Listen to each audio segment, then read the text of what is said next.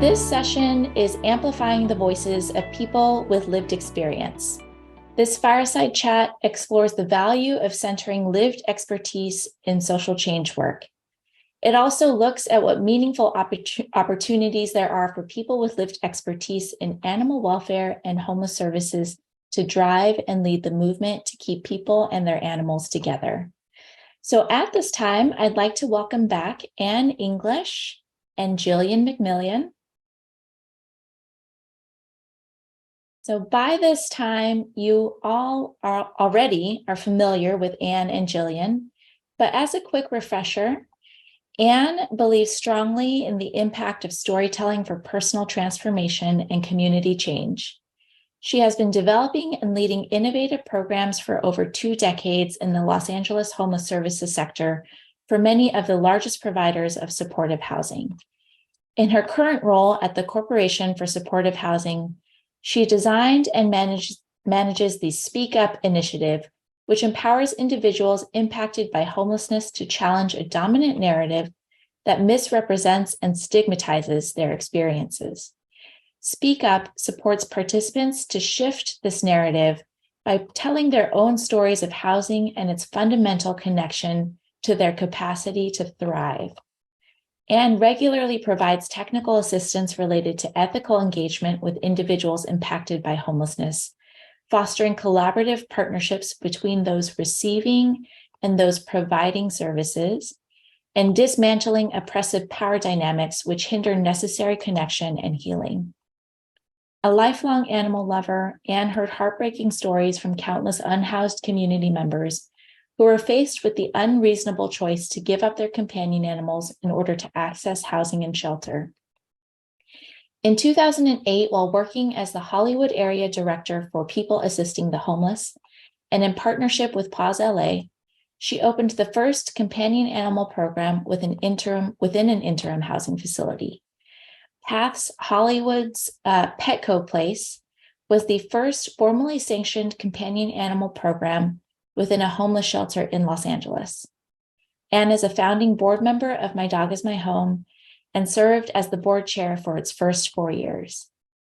Jillian McMillian is a volunteer with My Dog Is My Home, and her voice has become invaluable in not only supporting the work, but developing it. Jillian and her daughter Saya experienced family homelessness with their 3 cats, whom they were separated from due to their transitional housing facility's no pets allowed rule. Jillian and Saya are currently stably housed, living in the definition of resilience. Living with 2 new furry members of the family, the 2 are working together to find ways to cope with the loss of their previous 3 furry members, and are set on helping others stay together with their families, fur and all, through times of traumatic hardships. Thank you for having this conversation, Anne and Jillian. I hand things over to you.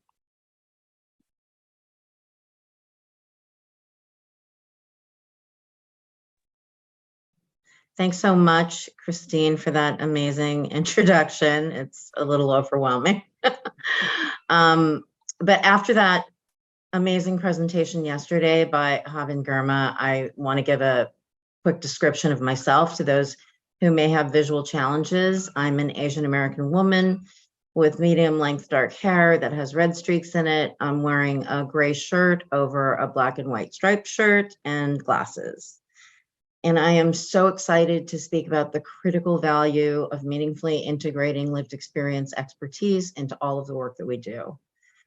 As Christine mentioned, I've been working directly with individuals who have experienced homelessness over the past 10 years to cultivate community and develop understanding and narrative change, centering lived experiences. I mean, I can't tell you how much I have learned from being in close proximity with these amazing individuals. And I did direct service in the homeless sector for many years before that, but this has been different.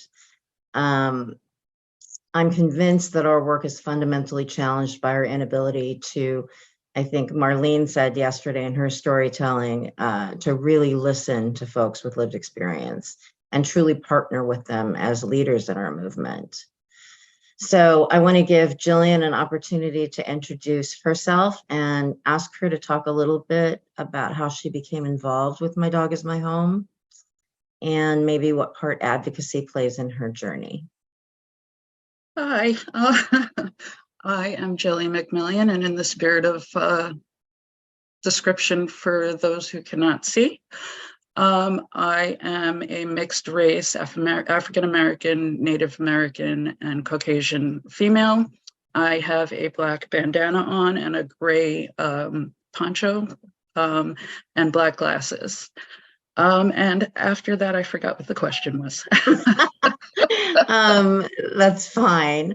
Just talk a little bit about how you became involved with My Dog Is My Home. Well, it was quite an interesting journey here. I happened to accidentally, I don't want to say accidentally, I think I happened to be in the right mindset at the right time and was found by somebody on Facebook who ran a group for people who are in or living in or facing homelessness. She invited me to a group to, discuss our hardships and try to make changes in the system and everything. And I ended up being linked to National Alliance to End Homelessness.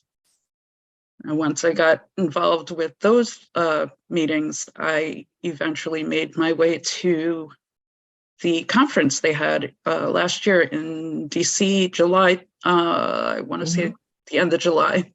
Yeah. From there, I started to see that I wasn't alone. I started to see the world of homelessness isn't always a dark place. And I found that some of my dreams actually coincided with the passions of the people with My Dog Is My Home. Ended up meeting Christine, and here I am. Yeah, it's awesome. Do you feel like advocacy? Tell me about what role maybe advocacy plays in your journey. It helps me try to right the wrongs that were done to me and to other people that I, lived in close quarters to. It gives me a sense of therapy. It gives me a sense of empowerment, and it gives me hope. Yeah. I can actually see myself with a future, whereas before it was like shutters were pulled down over my eyes for many years. If I was asked, where would you see yourself in about 5 years or 10 years or even 1 year, I had to make something up because I didn't see it. I really couldn't. Right. But now I can, and I'm feeling great, and I'm surrounded by wonderful people, and I'm encouraged to tell my story, and I'm encouraged to participate, and encouraged to speak, and encouraged to feel good. Oh, that's fantastic. A lot of the folks that I've worked with talk a lot about that, about the healing experience that can come from, sharing their stories. And I'm just wondering if you could sort of elaborate, if possible, on, what the supports are that are necessary for people. Because I've also, witnessed people telling stories in storytelling programs or speakers bureaus where it feels like they are not supported. And I've seen actually people, have really difficult times with it. Can you talk a little bit about what kind of encouragement or support you've had that you feel is important for people to understand when partnering with people with lived experience? Well, it didn't hurt that I had that smiling face of Christine Kim. The second that I mustered up the courage to go speak to her. But I had years of therapy under my belt. I had people in the mental health community. I had fellow homeless lived experience people who I would talk to, and they would see my passion and they would let me know that they could see it, and I was blind to it. I had no idea that I had such fire in me. You know, and it took a lot for me to believe what they were seeing. Yeah. And I also, you know, peers in, like I said, in the mental health community, seeing them go through things and then coming out on top, or even continue to struggle, but continue to strive. Yeah. That changed a lot of my outlook. You know, I can keep working hard to make things better. I can, you know, I can fight too. Yeah. Yeah. I mean, I think it's incredible and not as valued as it must be, how significant it is to be an advocate. I mean, advocacy in general is a difficult proposition, right? Because you are by necessity pushing against a system, pushing, you know, it's difficult, right? When you are advocating from a position of lived experience and talking about, you know, potentially difficulties, challenges, and trauma that you have experienced and are using that to push against the system, it can be even much more challenging. And I think you're to be commended. And all the folks that I have worked with, and, you know, I'm just going to say from my perspective, I've been working in and around the system for a long time. And I know that all of the information we've gotten over the last few days has been fantastic, and lots of great speakers and presenters. And the most impactful pieces of this experience are the stories of lived experience, because those are the things that actually challenge us to really understand the human aspect, and the ideas that so many different folks have had these experiences. And it's not, I think oftentimes, you know, I think everybody here understands this, but, you know, it's kind of like how we talk about systemic racism.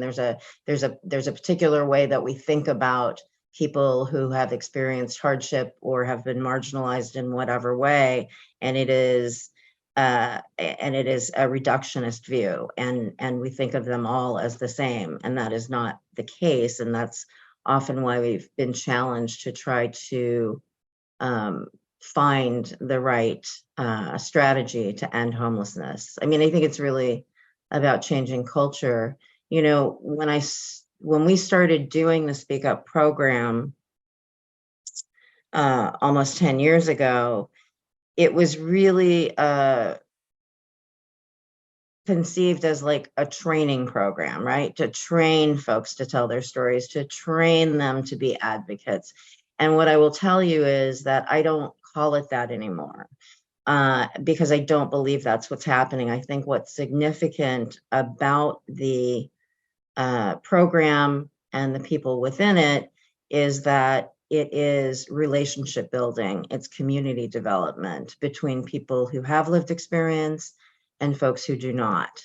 And that is the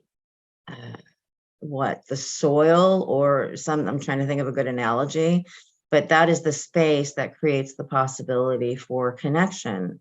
And I think the sooner that we understand that these experiences, that these relationships, if we are doing this work, we must be in relationship with the folks that we are seeking to serve, and in partnership, true partnership, and stop, you know, thinking of us as separate or other, right? We're allies in this. Yes. And we owe an incredible debt to those that are able to stand up and talk about their experiences. Do you, where do you, I'm just curious about where you see yourself, you know, in the next, I mean, you're already, you know, doing incredible work, but I'm kind of interested and curious. I mean, one of the things that's amazing to me is how amazing every single, I just feel like, I'm sorry, I'm stumbling. Every single person that I have worked with has taught me something and has illustrated the incredible capacity, I mean, that we should understand every single human being has, right? And so anyway, what are your thoughts for this movement and yourself going forward? Well, for myself, I'm kind of just going with the flow wherever the direction leads me, like whatever. I have so many things and so many beliefs that I'm willing to fight for. So wherever I get pulled next, take me. But I feel like sometimes that maybe we should have kind of an undercover boss situation going with those that run shelters and, that work in social services and things like that. You know, the people high up maybe need to spend a day in the shoes of those folks. And a day, yeah, maybe. Yeah. I don't think they can handle more than a day. But just kidding. But I think it's the ability to put yourself in someone else's shoes is the biggest, most powerful thing that anyone can do. Mm-hmm. And, even speaking of trauma-informed care, not only does it help that somebody walks into a emergency shelter and is distraught and needs to be treated with kindness, but the workers also need to have that same treatment because they're going through so many stressors as well, and then they don't have anywhere really to put that. Mm-hmm. So unfortunately, sometimes it'll trickle down to the person being served. Mm-hmm. So, that's my biggest thing. Trauma-informed care, really, it's not something that can be 100% taught. Right. There's compassion. You're born with it, or you're born without it. Right. I don't know. I see a lot of movement and I see a lot of change coming. Okay. And it's all positive, and it's going to be tough to change the systems. It's going to be a lot of work, but I feel that with the passion that everyone here in this conference alone has, I think a lot of moves can be made, and I'm very hopeful for the future. Do you have suggestions or ideas for folks that are looking to engage with people that have lived experience, how they approach it? Obviously trauma-informed care, but how does, that initial kind of engagement, are there things that you've seen, like everybody doesn't have a Christine on their report, but how people approach you or how they engage you? Are there things that you would suggest to people? Human to human. How would you treat your best friend who maybe broke up with their 27-year, their marriage had just broken up? How would you treat them? Right. How would you treat your mother if she became ill? I know. How would you treat your child if something terrible happened to them? Right. Human to human, love to love. Yeah. Try to leave stigma out of it. Learn to leave stigma out of it. Yeah. And open those arms wide. Yeah. I mean, I think what you said just now about learn to leave stigma out of it is really important. I mean, I think, like you were saying, trauma-informed care can't just be taught. I mean, it has to be practiced. Like everything else, what we're doing is talking about a shift in culture, and that requires ongoing practice, right? We have to really challenge ourselves, reflect on the things that, we're working towards and what our, what our agenda is. And always, always, always, we talk a lot in the sector about being client-centered, and trauma-informed. And I think sometimes we get confused about what that means, and centering people's needs, understanding that they are the experts in their lives is more than just saying that. It is also listening and acting on the things that we hear and being open to change, right? Right. Maybe the way that we're doing things, we have to be able to reflect on the ways that we do things. That's something that I've learned a lot from the folks that I've worked with in our program, is that just because they're pointing out that something you did was not effective doesn't mean, we all make mistakes. We all fail. Human nature. Right. And the problem is when we don't acknowledge that, when we don't reflect and we don't consider and take another perspective. And I think that's what engaging with lived experience allows us to do. It allows us to reflect on what the actual impact is of the work that we are doing. And I'm so grateful to you, Jillian. It's, your storytelling the other day was, all the storytelling, but particularly yours, I felt was, and your daughter, who did that lovely card for my cat who passed.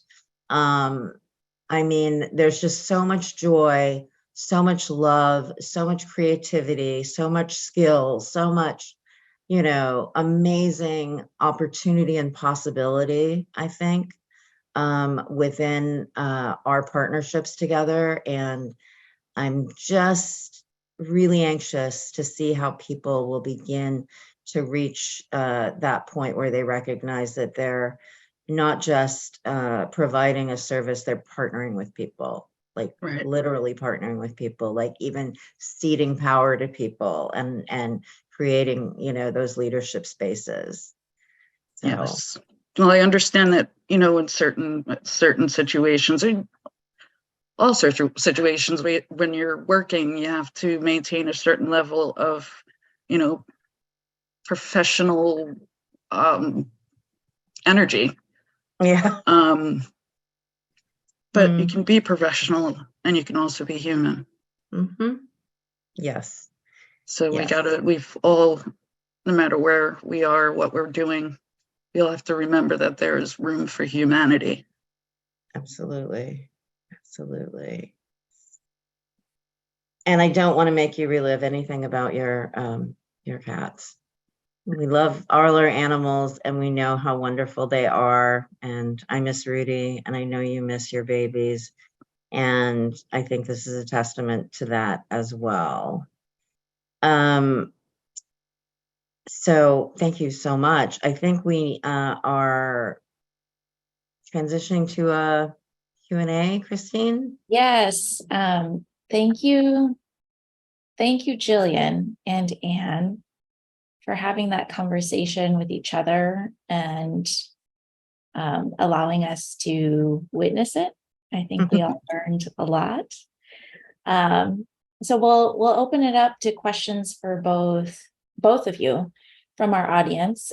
So anyone who has questions, please drop it into the Q&A window on Whova, and I'm going to moderate that Q&A for Anne and Jillian. And while you all are gathering your thoughts and putting your questions in QA, I have a question for you, Jillian. So this is really about leadership and the leadership opportunities that are available to people with lived experience. So what what would you say, or what guidance would you offer to organizations that are trying to invite people with lived experience into leadership opportunities? Oh, it's early, man. You just had to get me with that, huh? Oh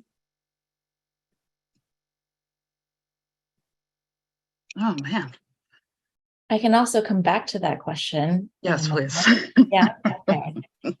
I will come back to that. Anne, I have a similar question for you. So you provide technical assistance regularly on ethical engagement of people with lived experience in leadership. What's the number one piece of advice that you give to organizations that are trying to do this? And from your face, it looks like I may need to come back to you as well. No, it's just one, like you're asking for the one important piece of advice. And there's okay, top three. I mean, I think often similar to things I said while we were talking, that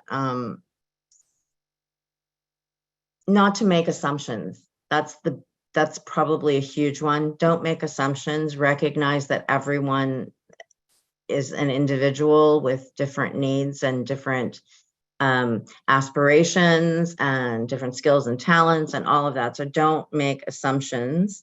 That's a big one.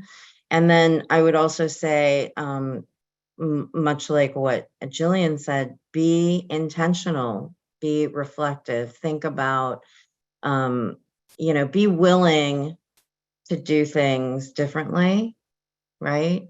To be flexible and to create the space for learning.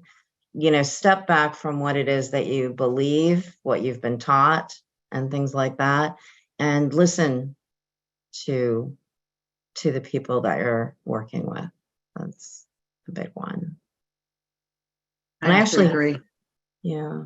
Absolutely agree. I'm sorry. Didn't mean to cut you off, but you said what I was thinking. Yeah. I actually have something to say about the question you asked Jillian, if that's okay. Yeah.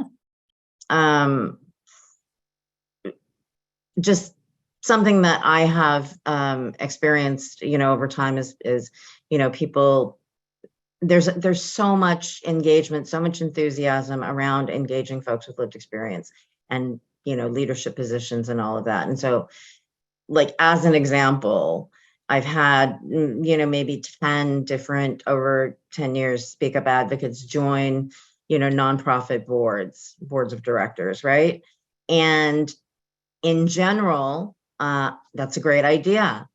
And in practice, I think it's become very much a token gesture. And I think people mean well, they want that, they want the engagement, and they're making assumptions about, just like when they invite anybody onto a board, that they're, at the same point, that they don't need the same support, that they don't need, or would benefit from some understanding about how boards work, what the purpose is, things like that. And so, again, it's a well worth it investment to walk with people, right?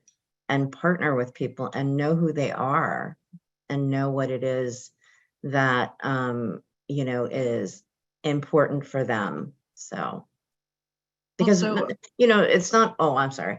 No.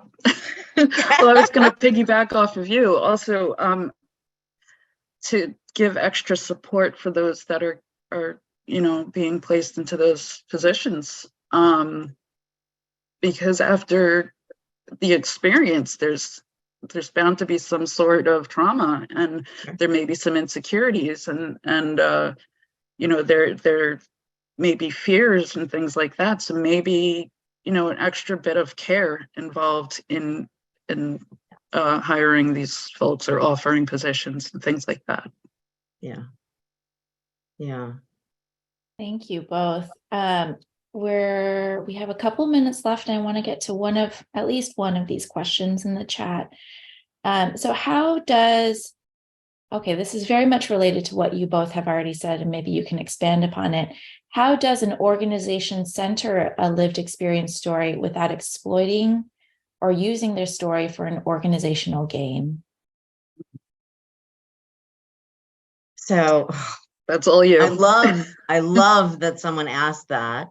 Mhm. And it's a challenge because, it's not what we're used to doing. I mean, there's a lot of information now around ethical storytelling. We do a lot of work, and there are a lot of organizations doing that. But I think, from my perspective, some of the things that are really important are transparency, deep consent. If people are familiar with that, I can also offer some materials later, but it's really, it's really, again, it's part of being reflective and understanding it's okay to benefit an organization. It just can't be something that doesn't benefit the individual. So, for instance, Speak Up, if there are things that we want to do that are not beneficial, could be beneficial to the organization or not, if it doesn't benefit the participant first, that's just the bottom line. And as far as being exploitive, we don't have enough time, but I have some materials that I can direct people to. Yeah. Be intentional. Don't make assumptions. Be fully transparent about the use of people's stories, and how it might, impact them. I'm sorry. Go ahead, Jillian. I'm taking too much time. Agreed. Also offer, compensation. Oh, should go without saying. But that's one of the obvious. I guess it's not though to everyone, apparently. Yeah, I guess not. But also discuss boundaries. Yeah. With that lived experience advocate. Just have a nice discussion about, would you be willing to do this? Da, da, da, da, da. What are you interested in? Can you possibly do that? But get there. Don't be intimidating about it. Make sure that they genuinely want to participate in certain things. Yeah, recognize that there's obviously a power dynamic that if you're a provider and somebody is receiving benefit from you, that there is an obvious power dynamic, and naming it and being transparent about it and recognizing that sometimes there are people that are going to say yes no matter what because they feel like they owe you or they have to give back or anything like that. Just being aware of those things, putting protocols in place so that you can attend to those particular concerns. Really important. Thank you. Those were all really excellent points. And I think it's going to give people a lot to think about. So thank you both.